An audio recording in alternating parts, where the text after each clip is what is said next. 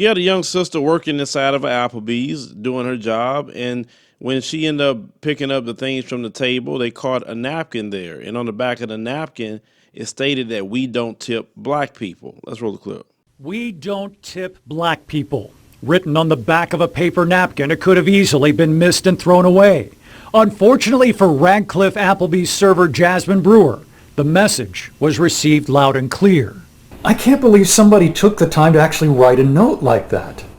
Nor can I. You took time to write a note that says, we don't tip black people, but you couldn't take a second to say hello or thank you.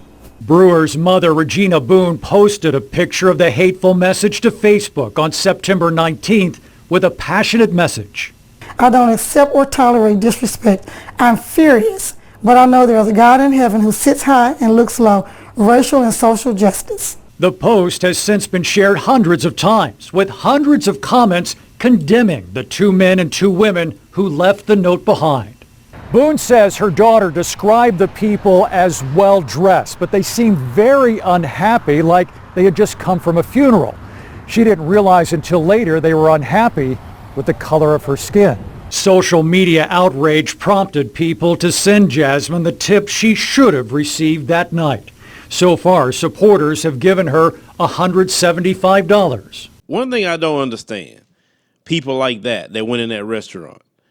Why is it that you got to have so much hate in your heart? That young sister have no choice on her skin color. She's trying to work a job, and you say you don't tip black people. You shouldn't even worry about a person's color. You should be worrying about the service. Are they providing me a good service? Because they said that basically when she went to help them, they had an attitude.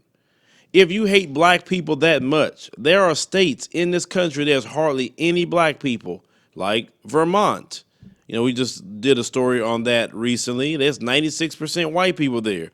Why don't you move over there? And that way you won't run into black people too much. I mean, seriously, it's like you don't have to be around black people or any other group of people that you don't like. Find an area in this country, go to that.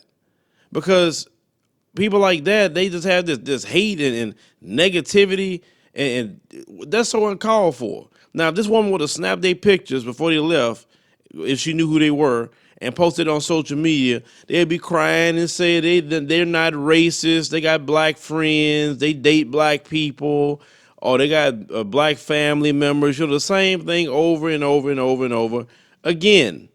But she just didn't catch them with a camera phone. But it's like, don't they get tired of that?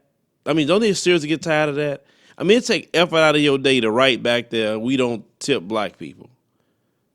Knowing that we live in an age where you can be caught up real quick when it comes to racism, it comes to discrimination.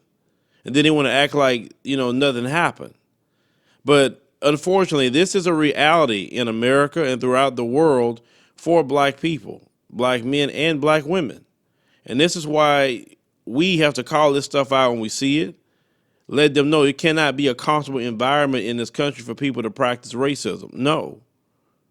That's not nothing we should accept. Not to get along with these kind of people. Now, I hope they said the young sister got some money from other people. Shout out to her and the people who've done that for blessing her.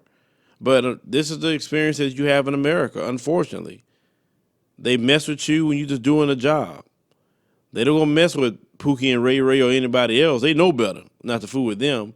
But they're always messing with the young brother, young sister that's trying to work, do the right thing. That's the one they always want to go mess with. Leave me a comment, let me know what you think about this particular story. I don't understand why these people don't get sick and tired of that racism. It's like they just can't help themselves.